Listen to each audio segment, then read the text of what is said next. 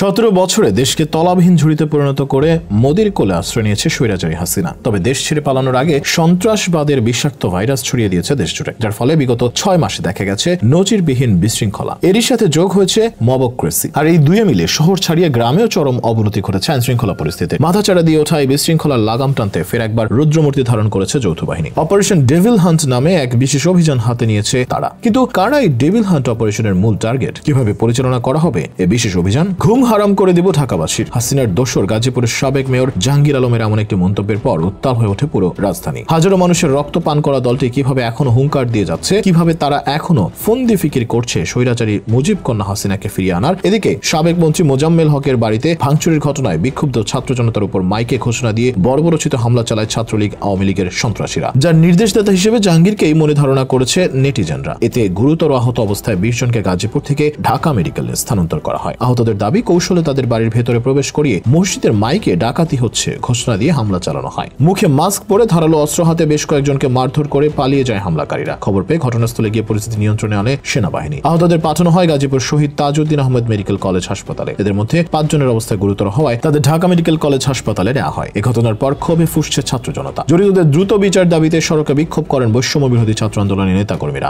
আওয়ামী লীগকে দ্রুত নিষিদ্ধ করার পাশাপাশি হামলাকারীদের ধরতে আলটিমেটাম দিয়েছেন তারা। আর এই হামলার পরই ফের একবার রাস্তায় নেমেছেন হাসনাত সার্জিসরা। সম্প্রতি ছাত্র জনতার বিক্ষোভে অংশ নিয়েছেন বৈষম্য বিরোধী ছাত্র আন্দোলনের 2 নেতা। আর এই বিক্ষোভের পরে হাসনাত সার্জিসরা কড়া হুঁশিয়ারি ছুড়ে দেন সরকারের দিকে। তাদের এই হুঁশিয়ারির পরই নতুন এক মিশন নিয়ে মাঠে নেমেছে যৌথ বাহিনী। অপারেশন ডেভিল হান্ট নামে এই বিশেষ অভিযান গাজীপুর থেকে শুরু হলেও তা চলবে পুরো দেশ জুড়ে। তবে এই অভিযানের লক্ষ্য উদ্দেশ্য নিয়ে অনেকের মনেই রয়েছে ধোঁয়াশা। ডেভিল হান্ট নামটি শুনেই কিছুটা ধারণা করা যায় কাদের জন্য স্পেশাল মিশন। এই মিশনের মূলত 5টি লক্ষ্য উদ্দেশ্য রয়েছে। প্রথমত, সন্ত্রাসী কার্যক্রমের সাথে প্রত্যক্ষ কিংবা পরোক্ষভাবে জড়িতদের খুঁজে বের করে তাদের গ্রেফতার করা। দ্বিতীয়ত, দেশের আইন শৃঙ্খলা পরিস্থিতির যে ব্যাপক অবনতি ঘটেছে, যখন তখন আইন নিজের হাতে তুলে নিয়ে মব সংস্কৃতিকে আরো জোরদার করা হচ্ছে, তা পুরোপুরি দমন করে পরিস্থিতি স্থিতিশীল রাখা। তৃতীয়ত, মব বাহিনী আর আওয়ামী সন্ত্রাসীদের কাছে জনমনে যে ভীতির সৃষ্টি হয়েছে, এর বিরুদ্ধে মাঠে নেমে জনসাধারণের নিরাপত্তা নিশ্চিত করা। এই স্পেশাল অভিযানের 4 নম্বর উদ্দেশ্য হচ্ছে সন্ত্রাসীদের পাশাপাশি যেসব সন্ত্রাসী সংগঠন এখনো আড়ালে আবডালে দেশকে অস্থিতিশীল করার পায়তারা করছে, তা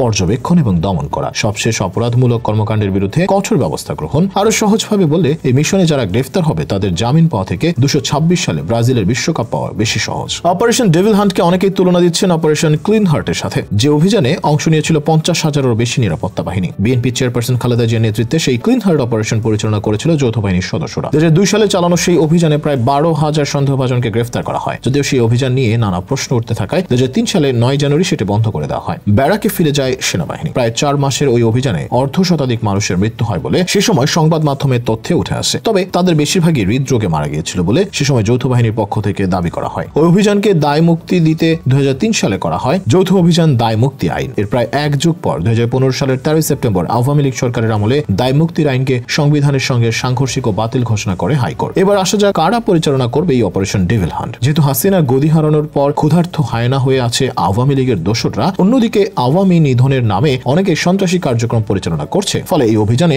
অতর্কিত হামলার প্রবল সম্ভাবনা রয়েছে। তাই এই অভিযানের দায়িত্ব দেওয়া হয়েছে আইন শৃঙ্খলা রক্ষাকারী 5টি বাহিনীর হাতে, যেখানে মূল ভূমিকায় রয়েছে বাংলাদেশ পুলিশ, র্যাব আর সেনাবাহিনী। তাদের সাথে যোগ করা হয়েছে বিজিবি আর গোয়েন্দা সংস্থাকেও। কিভাবে পরিচালনা করা হবে এই অভিযান? চিহ্নিত অপরাধীদের ধরা বাদেও অভিযান চলবে মাদক আর অবৈধ অস্ত্রধারীদের বিরুদ্ধেও। এবারের অভিযান 2007 সালের মতো করে চালানো হবে নাকি নতুনত্ব কিছু থাকবে, সেই প্রশ্ন আছে কারো কারো মনে। জানা গেছে যৌথ অভিযানে প্রায় সব বাহিনীর সমন্বয় করে সারাশি অভিযান চালানো হবে। কোনো অপরাধী যেন ছাড় না পায় সে ব্যাপারে লক্ষ্য রাখা হবে। কতদিন চলবে এই ডেভিল হান্ট অভিযান? এমন প্রশ্নের জবাবে জানা গেছে যে যতদিন ডেভিল তথা সন্ত্রাসীরা শেষ না হবে ততদিন চলবে এই অভিযান। অনেকের মনেই প্রশ্ন জেগেছে, এই অভিযানের ফলাফল ও ভবিষ্যৎ পরিকল্পনা কি? অপারেশন ডেভিল হান্টের প্রাথমিক ধাপে বেশ শতাধিক সন্ত্রাসী গ্রেফতার হয়েছে এবং বেশ কিছু অবৈধ অস্ত্র উদ্ধার করা হয়েছে। আইন শৃঙ্খলা রক্ষাকারী বাহিনী জানিয়েছে যে এই অভিযান দীর্ঘমেয়াদী হবে এবং সন্ত্রাসবাদের মূল উৎপত্তি স্থল চিহ্নিত করে ব্যবস্থা নেওয়া হবে। এদিকে স্বরাষ্ট্র উপদেষ্টা জানান, অতীতের একাধিক অভিযান নিয়ে জনমনে মিশ্র প্রতিক্রিয়া থাকলেও অপারেশন ডেভিল হান্টকে ঘিরে ইতিবাচক সাড়া পাওয়া গেছে, যেখানে সমর্থন জানিয়েছেন বিখ্যাত ইসলামিক স্কলার মিজানুর রহমান আজহারি। সেই সাথে অধিকাংশ সাধারণ জনগণ এই